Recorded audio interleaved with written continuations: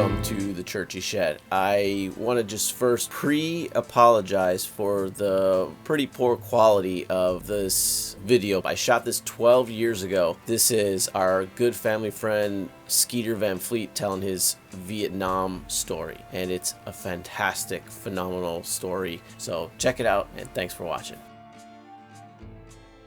Can you tell us who you are? My name is Russell Van Fleet, US 55857-378. That was my Army number. I am from Beloit, Wisconsin. I served in Vietnam from March of 1966 to March of 1967. I served in an artillery unit, spent a month on ambush patrol, basically, and I got out of the Army in September of 1967. Got married shortly after that. The next 45 years, raised my family.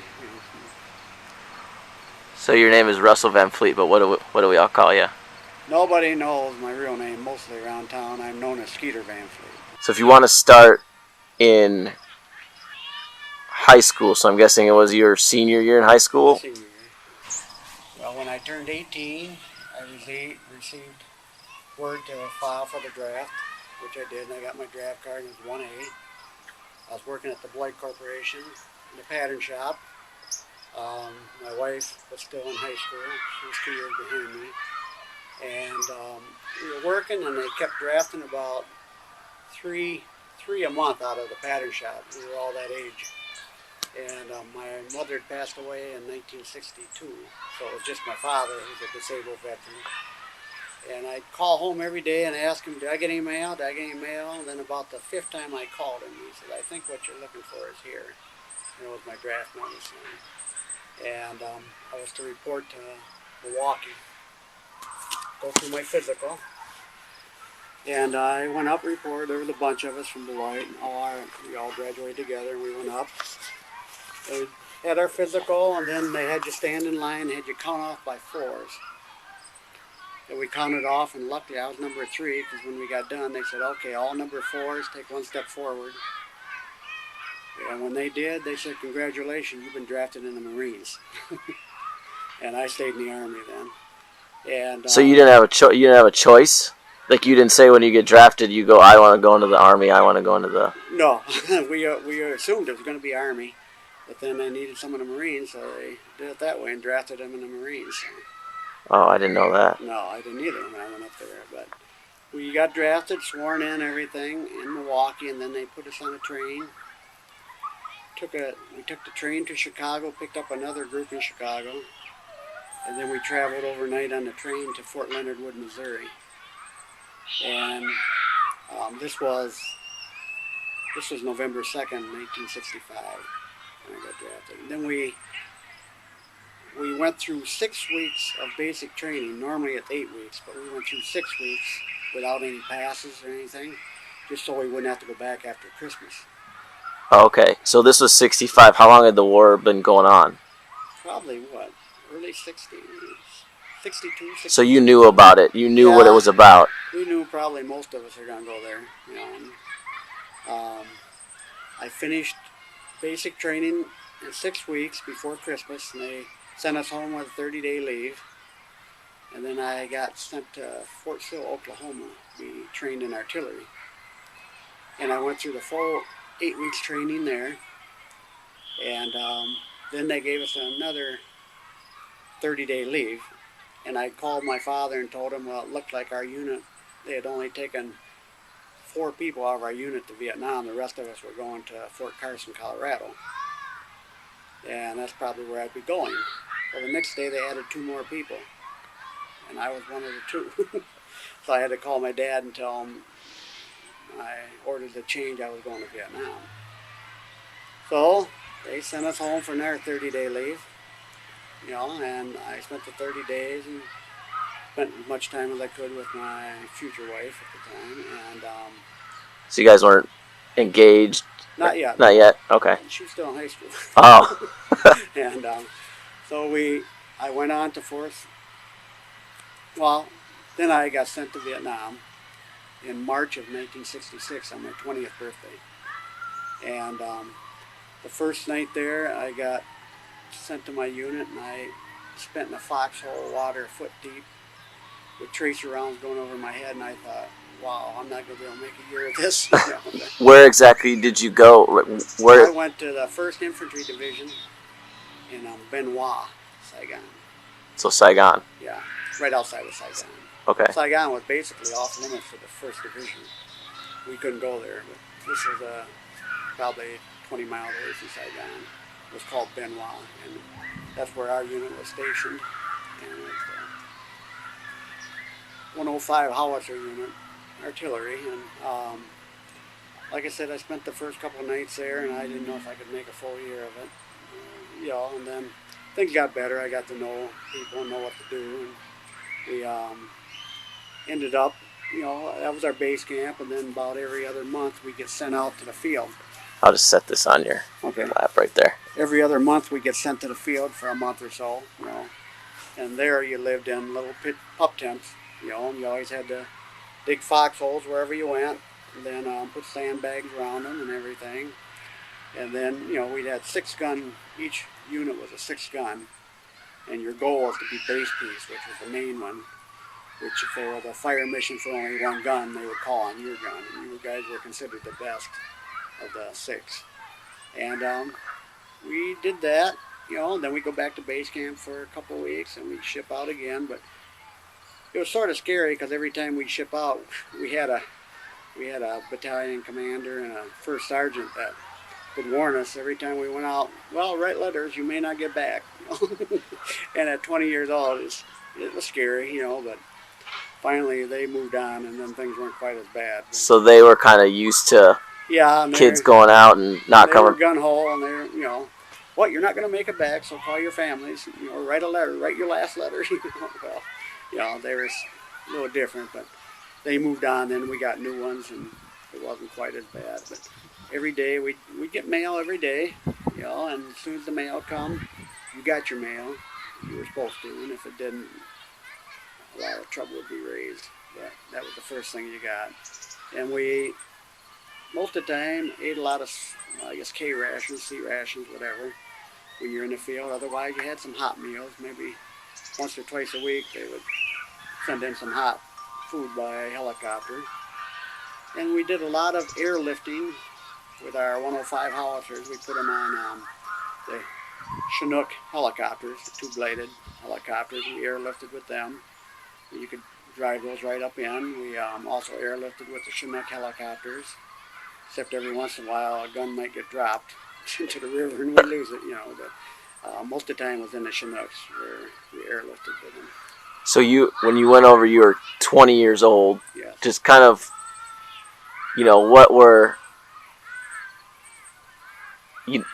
Just trying to put into perspective a 20-year-old being thrown into that situation. Like, did you make friends as you went over there? It was kind of like I traveled with a couple guys out of Janesville for 2 years. We got stationed everywhere together, and we traveled back and forth airplanes, and wherever we were. And we went to Vietnam. We flew out of Travis Air Force Base in California. Mm-hmm. That's where we left from.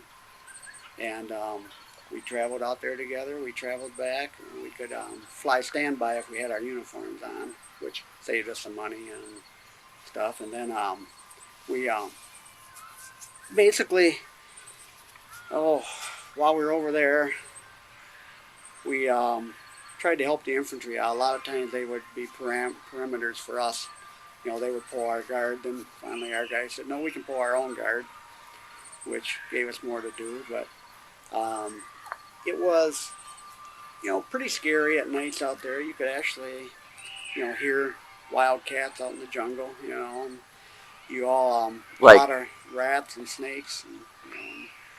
And, North Vietnamese, there's other things out there that were yeah, but they didn't bother you too much, but, you might get bit by a snake, a spider, a rat. You never knew, And then as usual, I drew the short straw for ambush patrol for a month.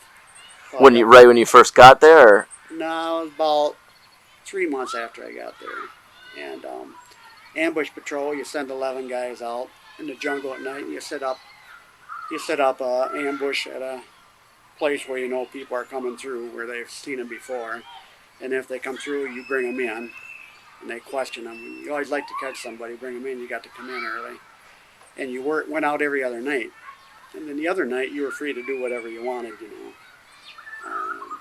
drink, party, do whatever you wanted, you know, you were free. But so I spent a month on that, and we got hit, I think, 3 times on ambush patrol. So you said 11 guys would go out? Yeah. Okay. There'd be a point man. He'd be about 30 yards out in front, and we'd have the sergeant. Then we'd have a medic, the radio man, machine gunner, and then what, 4 or 5 behind us. And you'd spread out, and you'd try to find where you got to be. Sometimes it's hard to find that trail, and then get dark, so you just have to stop somewhere. And this is no night vision or anything No. like. So you're just red flashlights, or what? What did you have? Yeah, we had flashlights, and you had the radio, you know, and you know, just tried to read a map to get where you got to be, you know. And hopefully you got there before it got dark and got set up. Sometimes we didn't, and then we were in trouble because they were usually watching us, you know.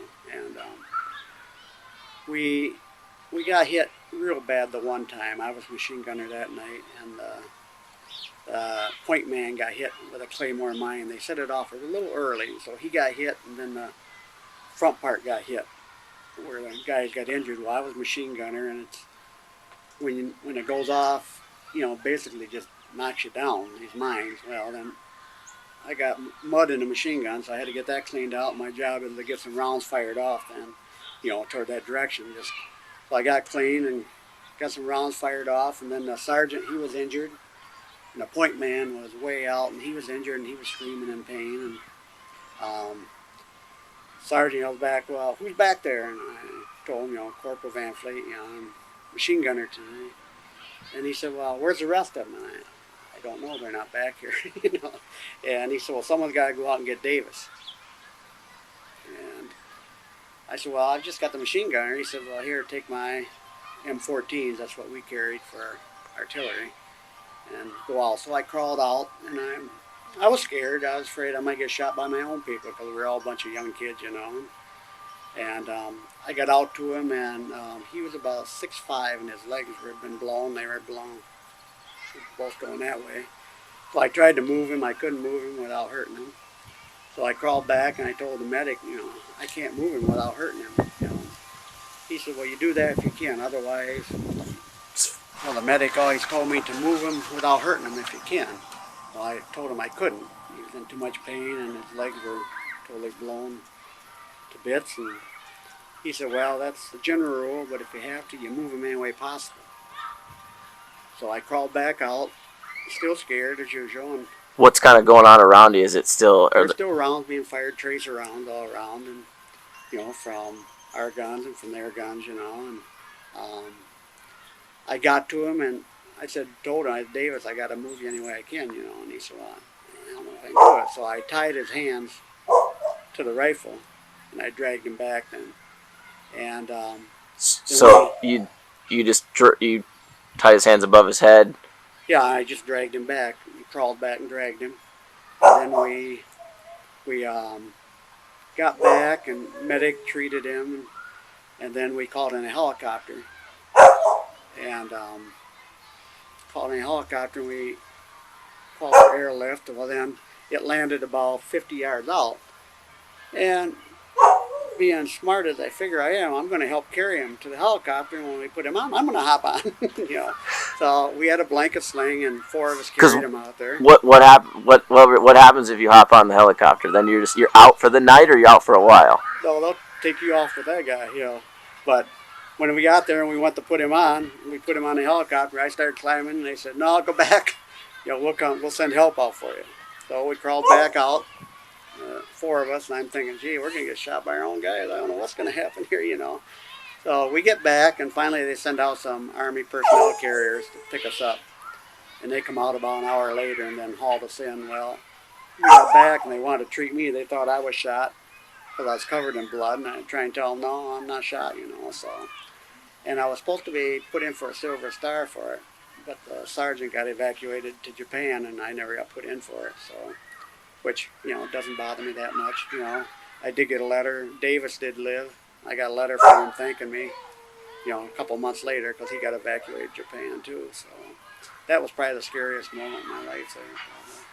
So go back to just about worrying about your own guys shooting you and the distance from where did the helicopter land? I know you said like 50 yards from where you were kind of down in the I would say the fight. Probably landed, I would say from here across the street. I would guess that's what, 30, 40 yards maybe. Okay. And then we had to crawl out there, and there's still tracer rounds going all over. And basically, they didn't want to take me. They just want to take the injured. And it's still just you 11 guys out there. There was still 10 of us. 10 once Davis went out.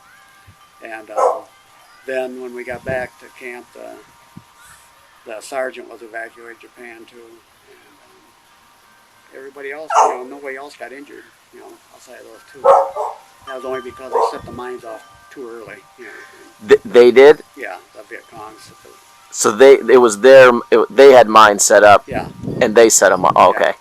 Yeah. And it was set to go off and probably get about the medic, and then right after the machine gunner would have got most of us, but they set them off too early.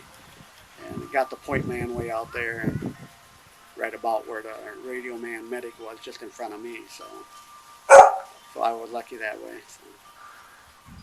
So, and that was how long had you been in Vietnam when that? Oh, probably 2 to 3 months, probably. Okay, so you were still pretty. Would you say you were still pretty new, or you were still considered a newer guy? That, because we had never done anything like that.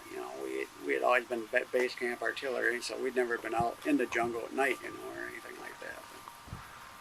And it was interesting when we brought someone back. They would interrogate them, and the ones they knew were Viet Cong. They really made it difficult on them. I know we brought back 2 one night, and we had Vietnam, ARVN troops with us that were interpreters, and they would ask them questions, and every once in a while, it wouldn't go well. They actually spit on one of the ARVN interpreters when they asked him a question. So basically what they did was load the other one into a helicopter, took him up in the air, and out he went. Well, the next guy talked. Yeah. But, And was that something that... I didn't see that often. It was okay. One time I saw that. And was that something that you guys weren't supposed to talk about then? Like was that outside the rules of war, or... Yeah, you probably don't want to broadcast that. Mm-hmm. But, it did happen. I'm not going to say it didn't happen. Just like a lot of stuff with Lieutenant Calley and killing the babies and stuff. And I'm quite sure he was probably just taking orders from up above. But mm-hmm. he's the fall guy for that, And then what kind of information did they get out of that guy then, or they don't tell you that? They don't tell us anything. Yeah. And were you right there when they did all that, or when they pushed him out? Yeah. We were standing there and we saw him go up, and all of a sudden there he goes. And next guy talked then. Yeah. So the ARVN troops, the Vietnam ARVN troops that helped us, mm-hmm. they were tougher on these prisoners than our people were. They didn't take anything from them. Yeah. And so then from that point on, I just kind of know, like, when you see stuff, it changes you. Yeah, would you say from that point on you were a different kid? Well, that night I realized, I had never shot anybody ever, and I realized it's to a point whether, when you're there, it's either you or them. And one other night we were on ambush patrol, and, it was my time to sleep. You're with another guy, you take turns sleeping. And the guy I was with actually had dozed. And I happened to wake up, and we were in some bushes, and there was a fence there, and I looked up, and there's one climbing right over the fence above me. And that's the only guy I know I really ever shot. I know we killed a lot of Viet Cong with artillery, but the one guy I know I shot was that one, because I just, and he fell back. Then all rounds started going everywhere, after that. But So it was so I remember you telling me this one. It was two of you out, like by a fence. You said. yeah, we paired off in twos and we took turns sleeping, at night like that. And, you had to depend on your partner, stay awake. And this guy had dozed a little bit, which I can't fault him. We're tired a lot of times. But luckily I happened to wake up. So. And he didn't see me down below him, the guy climbing over the fence, which was lucky. So he was close. As far as how close he was to you when you shot him, could you have touched him with your hand, or was he? I could have touched him with the gun. He was probably 4 feet away. Yeah. Yeah. And that was, and he fell right there. Yeah, he just went back, and then all rounds started going everywhere. And the Viet Cong, when you got in something like that, they usually pick up their dead before daylight, because they don't want you to know how many you killed, and they usually round up their dead before morning some way, if they could. And you could see them doing that, and you would just let them do it, or? No, you usually didn't see them do it. If we could, if we'd take off as soon as daylight come, we'd head out, And a lot of times, they'd already picked some up, or there'd be some there, but you could see them as soon as we were going. You could see them starting coming in to get them, Yeah. What kind of stuff did you do there? Like was there a lot of downtime for you? Like dig? Oh yeah, we wrote letters, and moonlight was so bright there at night. You could sit out in the moonlight and write letters, And we got to go on passes to town, a lot of downtime playing football if we had it. They finally took the football away from us because too many guys were getting hurt. But they took that away, and we had a softball and stuff, play ball, and a lot of them played cards, a lot of card playing. But mostly we wrote a lot of letters, listened to a lot of music, especially tried to keep active when you're in base camp, because then all the rats and stuff hide. They don't come out. But once they go to the field and you're the only one back there, we slept in tents with the wooden floors. And once you're alone, then all the rats and mice come out and stuff at night. So I'd move out in the open air and sleep. But, we all had dogs. Each gun section had a dog, that built them a dog house and sandbag his dog house with powder bags from artillery rounds, And we just always kept the dog with us. We didn't take him to the field with us or nothing, but that was just something to keep your mind occupied. And then as your job, the gun that you took care of and all that. We it's a 105 howitzer towed unit. Shoot approximately 7 miles accurately. We carried what they called 4 beehive rounds, which basically is if you're being overrun, you lower the tube down, look through it, and shoot it. And it comes out thousands of ball bearings that just wipe out trees, everything. So we always carried 4 of those just in case we were getting overrun. But most of the time, you're shooting 4 or 5 miles. Once in a while, it might only be a mile, and then you went high angle, where you just sort of lofted it up over, on smaller powder charge. The bigger the powder charge, the farther it went. I think, if I recall, there were 7 powder charges in a round. And then they were point detonate fuses as soon as they hit.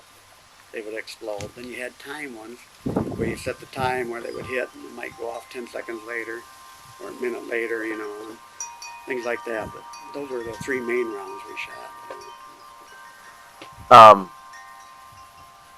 And then when you were fighting out there, and as far as are we winning or are we losing, were you ever worried about that? Like, are we winning this war? Or is what we're doing making any progress? Or did you just kind of serve we knew sometimes we made progress when we got in there and ended up taking over an area that we were moving into. But as far as what was going on everywhere else, you really didn't know, what was going on. We got into Cambodia. We got all around different places, and probably the nicest area I got was we were stationed for 2 months on an old golf course that was owned by the French at one time. And it was pretty nice because they had a swimming pool and everything. So, you had certain times you could send 2 guys swimming, and that was pretty nice, unit. We worked that as our base camp for a couple months, and then we'd move out from there to the field and then come back. And that was pretty nice. But as far as what the rest of the stuff was doing, we didn't know, We got, most of the time, got enough guys got time off to go to the USO show at Bob Hope, and see that, which was nice because I ended up coming out of the PX there, and one of the guys from my hometown was there that I went to high school with, so I talked to him. And just from what I understand is Vietnam, a lot of times, the big question was, why are we even here? Why are we even fighting? Did that stuff ever go through your mind? Yes, you wondered, and you got to realize Vietnam was a country that had to be run by somebody.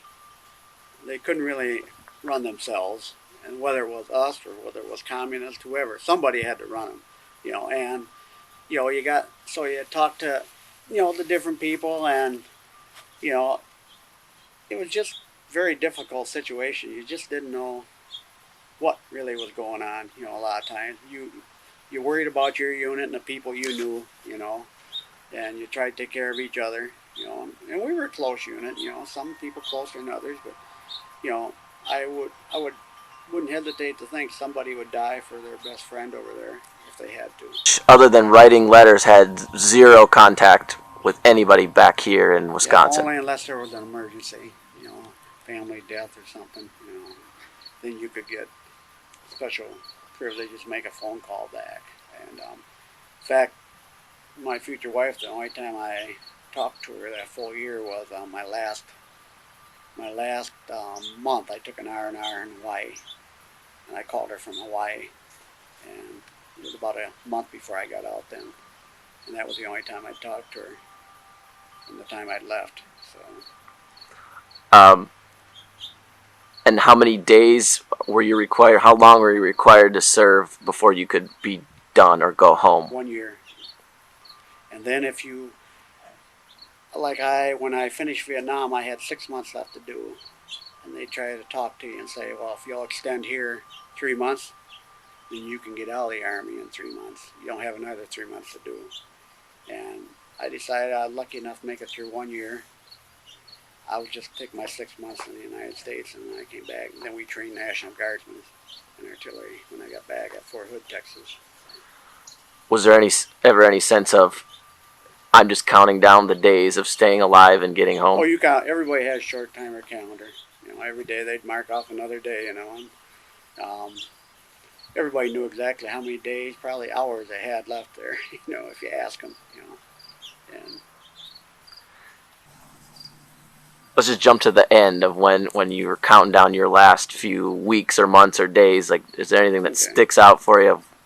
Well, usually when you get down to 30 days or less, you don't go out in the field anymore. You stay back at base camp, and you pull guard back there and stuff. It's a little easier. And when you get down to a week, you're not supposed to pull any duty. You're just supposed to get cleared to leave the country. And my unit had gone out to the field, and there was only about 4 or 5 of us left back at base camp. And I was a corporal, and we had one sergeant.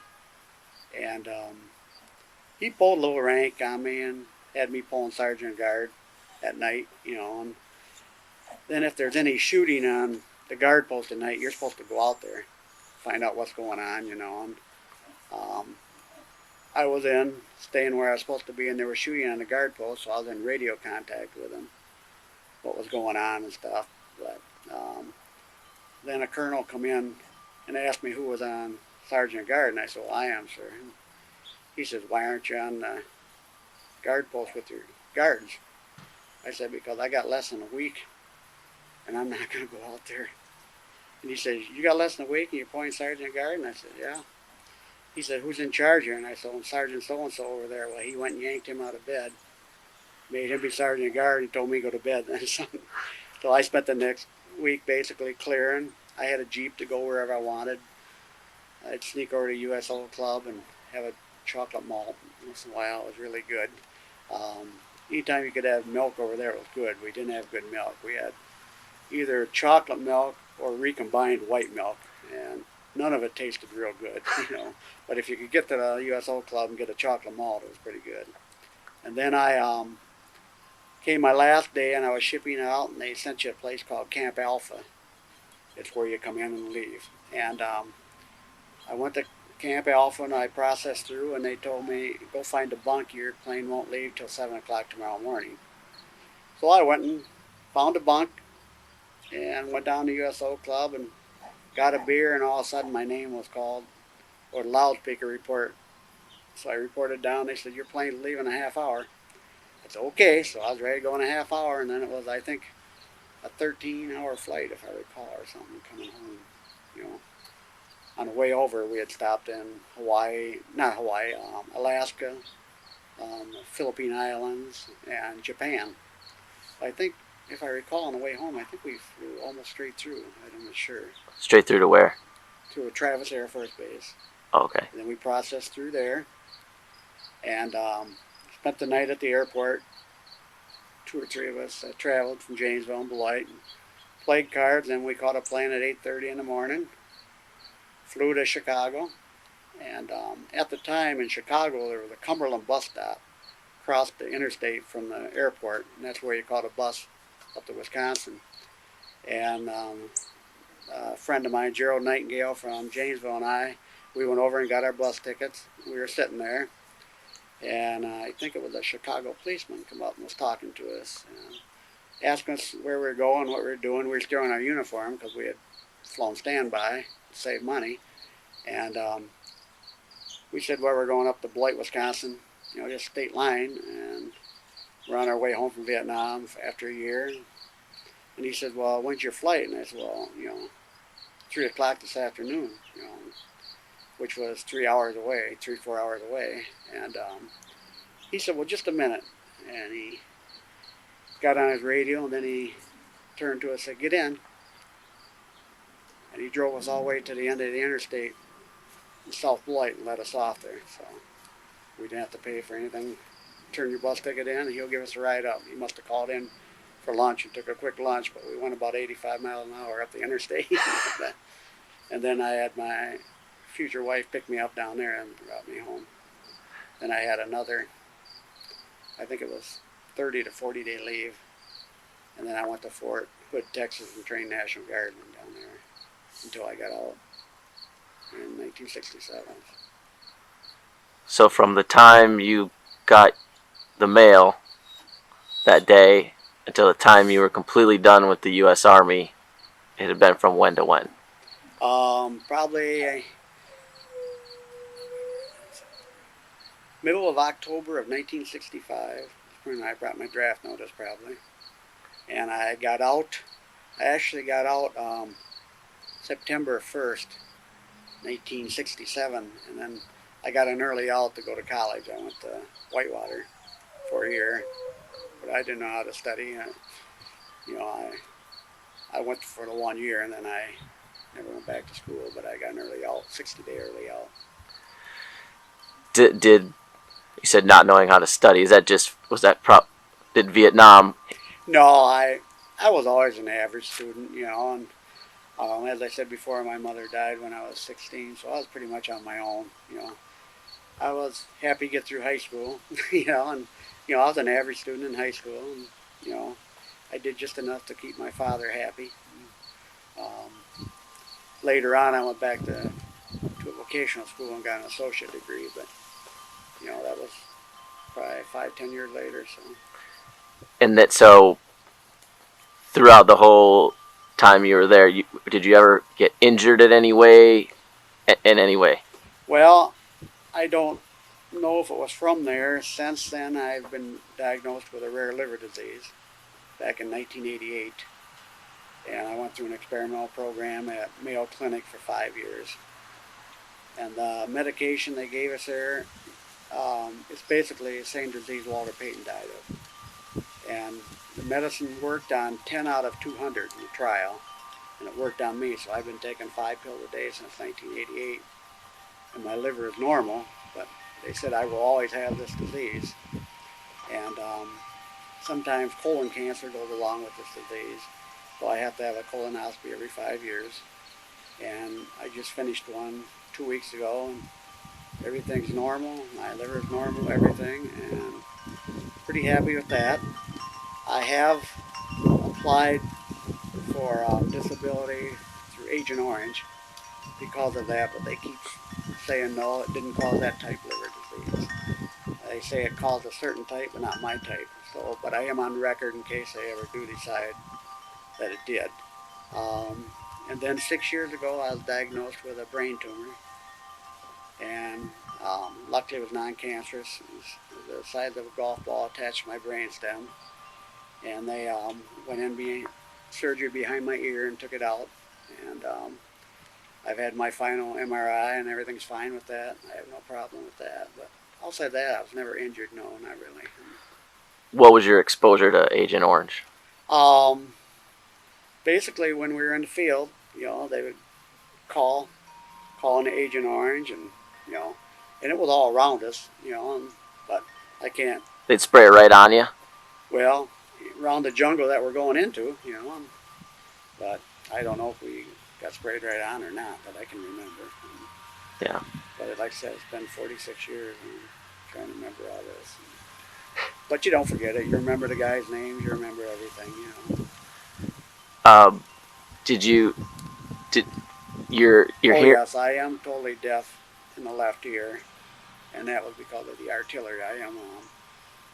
I get a disability check for that. I am considered 10% disabled, and my right ear is getting worse. I'm going in 2 weeks to have another hearing test done at the VA, and hopefully get a hearing aid then. And, but outside of that, that's just minor stuff. I've been able to get through that. And from the pictures in there, you were always the guy on the right side. Mm-hmm. So that was always going off in your... And sometimes you got caught out in front of them, when someone's shooting, and if you're out, the muzzle blast from that would just make your ears ring like you couldn't believe. And I think everybody probably got that at one time or another, got caught out in front. You didn't want to, but you did, While you were there, did you ever lose any friends from your unit? Or there was a couple guys I got drafted with, one out of Broadhead, Glenn Young, and when we finished artillery training, he went on to Fort Carson, Colorado, where I went to Vietnam, and they were trained in the 105 self-propelled units, and they came over approximately 6 months later. I never saw him after that, but he got killed over there with the self-propelled units.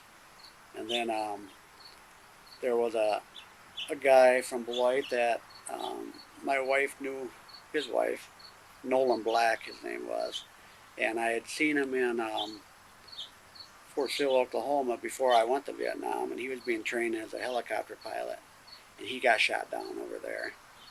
And then there's a couple other guys from the Beloit area, Leonard Talshak, they got killed over there. They were in infantry. But as far as real close friends, no. Probably the closest was the one on ambush patrol there. And he lived, but he just crippled after that. Yeah. Are there any times when Vietnam, you think, affects you now? Like, do you have night terrors or anything to that? No, I've never had any. I've been lucky. I've never had that. I've had dreams once in a while. I got drafted, and I had a family, and I had to leave them. But nothing with Vietnam. I've never had any bad dreams with Vietnam, really. What family do you have now? Since Vietnam, you've gotten married, and what's your family now? Oh, I have a son that's 41 years old. I have a daughter that's 39 years old. I have another daughter that's 34 years old, and we got 6 grandchildren. So we've done pretty well. So they're all through college. All my children are all through college, all married and doing well. Grandchildren, I got one heading out to college next year. And the youngest one is 3 years old, I'm sorry. Okay. When you came back, did you ever feel, were you treated like you were, a lot of Vietnam veterans were treated as if they were crap? Not personally treated that way. I just felt I felt that way. I felt I felt we were forgotten people. They wanted to forget us. And I still do. I see all the things going on, and I still think the Vietnam veterans were still looked down on. Which they shouldn't be. They had basically the same thing they have now in Afghanistan, everything, except we were doing it in the jungle. And over there it's the same thing. You didn't know who you were fighting. They might have a kid walk up with a bomb attached to him. You never knew. And you never knew who to trust over there. And How do you feel about people calling the Vietnam? I call it a war. Do you call it a war or a conflict? it was a war. They called it a conflict for I don't know how long, but it was a war. When you lose 70,000 people, it's a war. And that. They say, well, 4,000, 5,000 killed over there. Well, I think 70,000. Look at that. How many? And it went on for what? I think 10 years, 11 months, and 30 days. I think of the war. I think that's how long it was. Something like that. That was one of the longest ones, I think. Now this one may have surpassed it now, I think. But. Yeah. Let me just go over my head. Is there anything else you can remember? We can always come back later, and if you remember any stories. But like just simple things like the smell of Vietnam, or the being wet all the time. Well, you're always wet. You had the main thing you had to worry about was sunburn. It was so hot. And then you get caught in the monsoon season. It'd be 100 degrees and rain on you, and then a couple minutes later it'd be 100 degrees, so you're always wet. In fact, when I was in the field, I took out clothes I'd taken off 2 days before, put them back on because they were cleaner than what I had on. And you're, like I said, you're just always wet. And if you're not wet from the rain, you're wet from the sweat. And what you end up getting a lot of times, you ended up with what they call jungle rot around your waistbands and stuff, from your pants, always sweating and stuff. And you had to get that treated before you come home, because if you had it too bad, they wouldn't let you come home with it until they got cleared up. But basically, the sunburn, they issued you. Once you left Vietnam, you've never shot a gun since. You never have. No, I never shot a gun until I went in the Army, and I shot the highest you could, and I've never shot a gun since I got out of the Army. I'm not a big hunter or nothing. I'm into the other sports. I officiate high school sports and do all that stuff. And I've always been involved in that. As far as, hunting, I have no problem with people having guns and hunting. That's their choice, which is fine. But I've just never been interested in it. Yeah. In Vietnam, I went by van. And so when I was at the USO Club and I came out in Vietnam and someone yelled Skeeter, I knew it was someone from home. And it was Howie Davidson from Blight, Wisconsin. And so I talked to him. He was coming home within a month. He had been injured and was being sent home. So he wanted to know if I wanted him to call my father and tell him he saw me and I was all right. And I said, yeah, go ahead. So he did call my father and tell him I was all right. My father was a disabled veteran from World War II. He had lost both legs over in France and when he was 18 years old. And he passed away in 1996 at 72 years old, I think. So I think it affected my father more than me. He had 4 sons. I was the oldest and the first one to go in. And I think it affected him, especially me going to Vietnam, with him worrying more about me than I actually worried about them. And then I had a second brother, a year and a half younger, and he actually enlisted. He went to Germany. And then I had 2 younger brothers, which probably the service would have did them good. And that's when they started the lottery and they drew up in the 300s and they never got drafted. And I had checked my number for the first 2 or 3 years and I never got higher than 18. So I guess I was destined to go. So that's the story for now. Thanks for watching, and make sure you subscribe and like. Appreciate it.